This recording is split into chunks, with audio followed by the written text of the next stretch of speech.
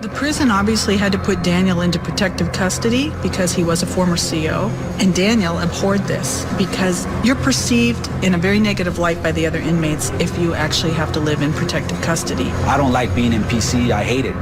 It sucks because I'm around a lot of people that are shady. You know, I'm not in prison because of messed up charges like rape or child molesting. I've never ever ratted or snitched on no one in my life.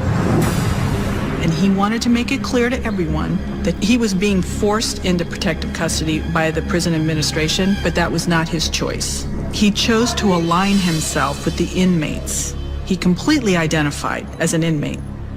But Rapatz recognized that his past would always make his safety in prison a gamble. Fam, what's going on, man? It's your boy EI the King, and this is the Incarceration Podcast. Today, I'm doing a reaction video of one of the worst prisons in the state of New Mexico, a maximum security prison, the New Mexico State Penitentiary. So before we go ahead and check out this video, man, y'all do me a favor, like this video, subscribe to this channel if you haven't, and let's go ahead and check out one of the worst prisons, a maximum security prison in the state of New Mexico, the New Mexico State Penitentiary, where an ex-correctional officer is now in prison. Let's go ahead and check it out, y'all. Coming up. I stabbed him in his lungs and his kidneys, and he basically drowned in his own blood.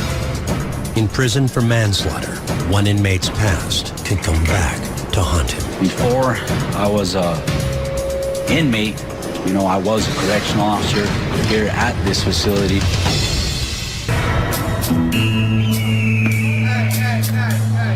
In prison, we often find unusual stories can be found in the most mundane settings. That happened at the Penitentiary of New Mexico when we met inmate Daniel Rapatz during his shift in the prison laundry. We do the facility laundry here on a daily basis. One day we'll do yellows, one day we'll do whites, one day we'll do blankets.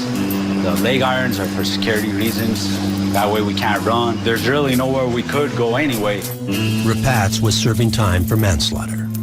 But we discovered a different story in his past, one that threatened his reputation among staff and inmates alike.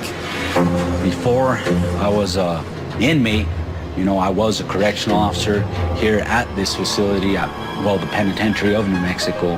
Hold up, man. Y'all go ahead and hit that hype button, bro, because I've never personally been incarcerated, at least to my knowledge, with anybody that used to be a correctional officer. To my knowledge, for the most part, correctional officers wouldn't even be allowed on GP when it comes to the incarcerated population. They'd make them check in. And even from administration standpoint, they would probably view them as a security threat and have them under protective custody, and definitely wouldn't even have them at the same compound that they worked at because they know the ins and outs of the routine of administration, security breaches, and things like that. So that's super surprising that not only, of course, that a correctional officer is in prison, you know, that happens, but the fact that he is now being incarcerated at the same facility in which he worked. I've never heard of that. All the convicts watching, first of all, have you ever been incarcerated with any correctional officers who used to be correctional officers, but then they went to jail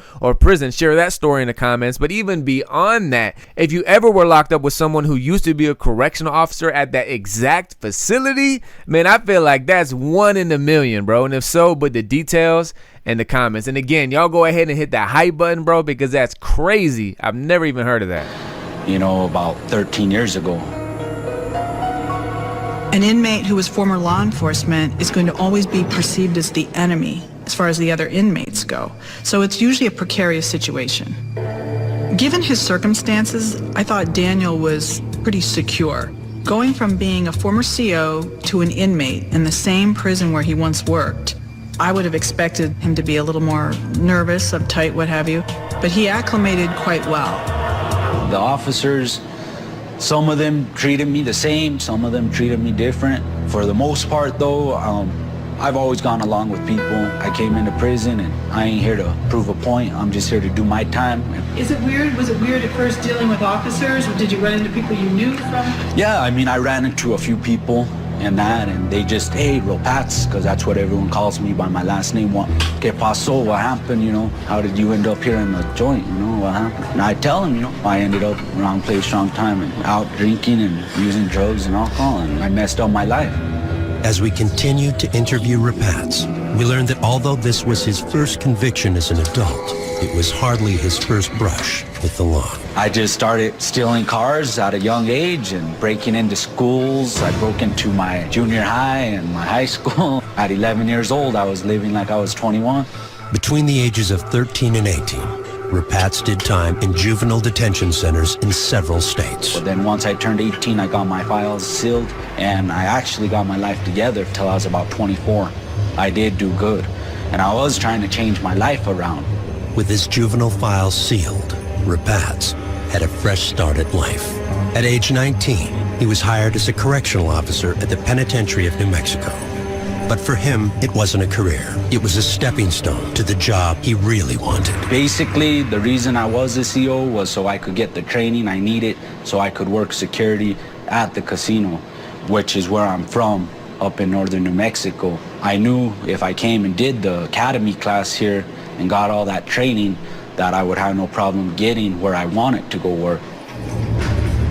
Rapatz eventually landed the casino job, but he also began using drugs again. Rapatz says he was drunk and high when he got into an argument that ended with him taking a life.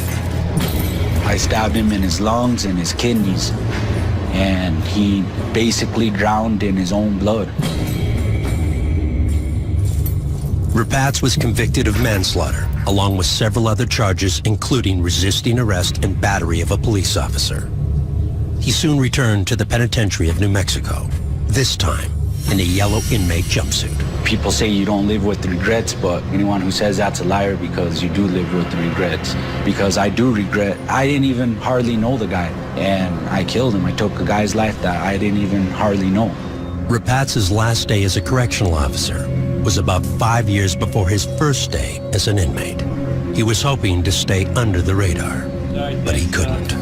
The prison obviously had to put Daniel into protective custody because he was a former CO, and Daniel abhorred this because you're perceived in a very negative light by the other inmates if you actually have to live in protective custody. I don't like being in PC. I hate it. It sucks because I'm around a lot of people that are shady. You know, I'm not in prison because of messed up charges like rape or child molesting. I've never ever ratted or snitched on no one in my life. And he wanted to make it clear to everyone that he was being forced into protective custody by the prison administration, but that was not his choice. He chose to align himself with the inmates. He completely identified as an inmate. But Rapatz recognized that his past would always make his safety in prison a gamble. All it takes is one inmate trying to get his bones, what we call stripes. He might come try and hit me on the line somewhere. So, well, that's a chance I was willing to take. You know, I wanted to do a waiver. I wanted to be on the line. And, you know, whatever happened, you know. To me, it sucks. I'm not gonna lie, it sucks. It ain't no good. Here's the paperwork. I think back and say, you know, what did I do? You know, I messed up my life big time, and look at me now. Coming up. All right, so is he still on PC? I mean, they really didn't say, you know what I mean? Like, he was saying, okay, he didn't want to be on PC.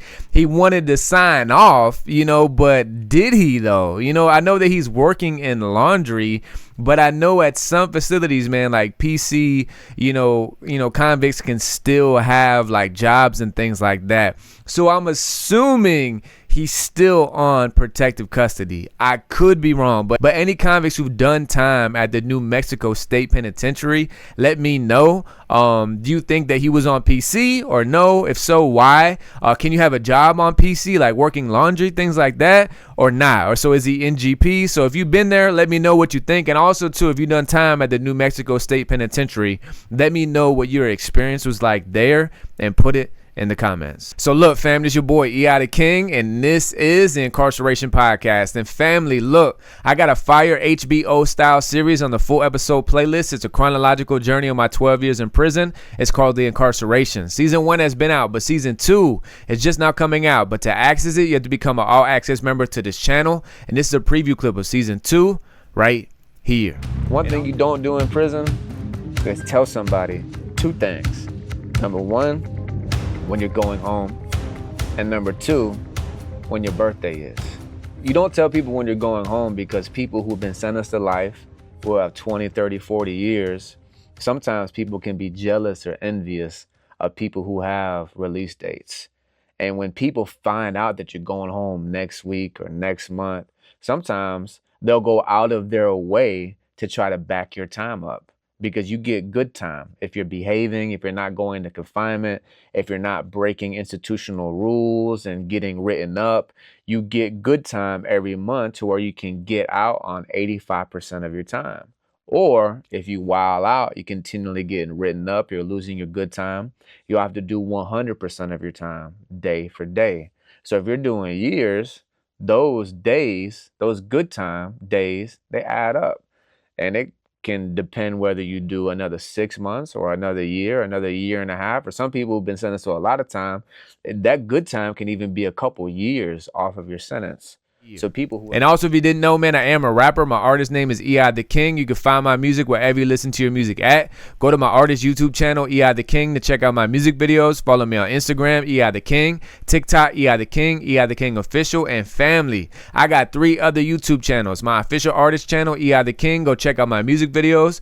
Real Crime Stories Unlocked, and my newest channel, Low Budget Traveling, where I'm sharing with you, all fellow convicts and everyday average American, that it is possible for you and I to travel abroad internationally on a low budget. All the links are going to be at the end of this video. Go ahead and click those links. It's going to take you to my new channels. Subscribe, follow, check out the content. Is fire. And family, we are on the journey to 100,000 subs. Right now we're at 60K. I appreciate all the day one viewers and day one subscribers. If you have not yet subscribed, please go ahead and do so now. Y'all do me an even greater favor, man. Hype this video. Y'all go ahead and like this video. And like I said, a greater favor, go ahead and hype this video. And for all the convicts watching, man, if you done time in the county jail, state prison, federal prison, you want to share your incarcerated experiences, email me at eithekingbooking@gmail.com or DM me on Instagram at eitheking_. As I interview you, I'll post an interview up on this channel. If you got a YouTube channel, social media, whatever you want to promote, I'll allow you to promote it throughout the interview. And family, I just dropped a new single, a new song called Background. Wherever you listen to your music at,